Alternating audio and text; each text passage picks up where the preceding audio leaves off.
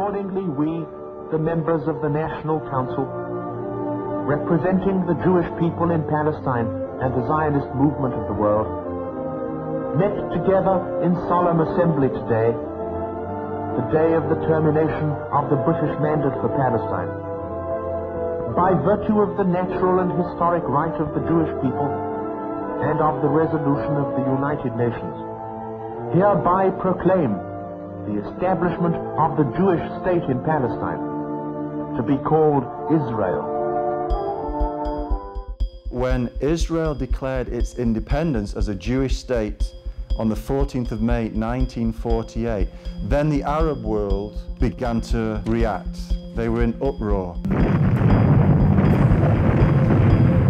The Bible warns of global intensification of anti-Semitism and hatred towards Israel, because Jews and Israel are central to God's divine end-time purposes. Fulfilled Bible prophecies concerning Israel, Jerusalem, and the Jew provide irrefutable proof of God's existence and that the Bible is true. The Christian Zionist believes the promises of God will be fulfilled, and so many of those promises we read in the prophets of the Old Testament speak of how the Lord will regather his people back to the land. He will put a new spirit within them. He will give them a new heart. He will enable them to obey his laws, and he will set his sanctuary, put his very presence in the midst of his people once again. Jeremiah, Ezekiel, Isaiah, all the prophets speak of these things. But a Christian Palestinianist says, no, no, no, no, no. The Jews rejected Jesus. The Jews crucified their Messiah. Therefore, God has rejected the Jews and replaced them with the church, and the church is the new Israel, the true Israel, the spiritual Israel.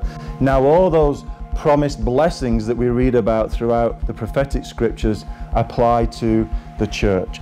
This anti-Israel crusade believes that the nation of Israel is finished, but the Lord says the only way Israel can cease to be a nation before me is if you stop the sun from shining and the moon and the stars from coming out, if you can measure the heavens and the depths of the oceans. We can't do that. That is the whole point. Israel cannot cease, no matter what she has done.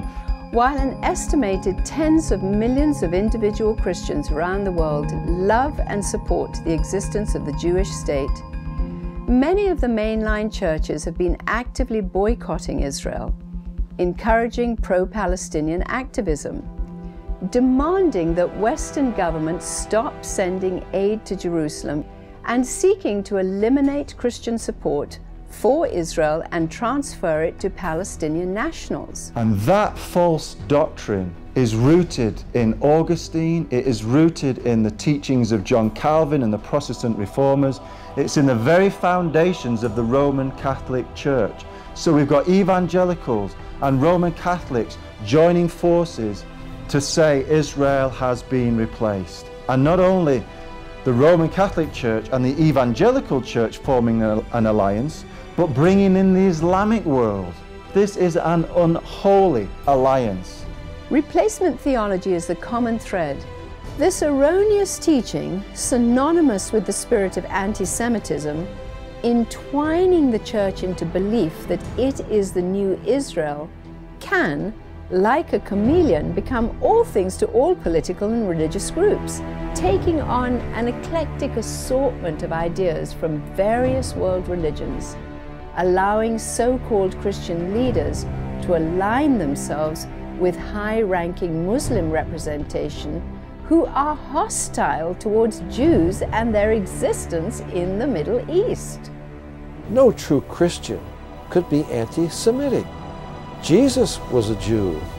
Satan is the inspirer of 3,000 years of anti-Semitism. If the Jews were destroyed, Messiah could not be born, even after Christ came. If Satan could destroy the Jews, Yahweh would be a liar, unable to fulfill his promises to restore Israel to its land, for Christ to reign over them on David's throne at his second coming. God's integrity is linked to the survival of Israel.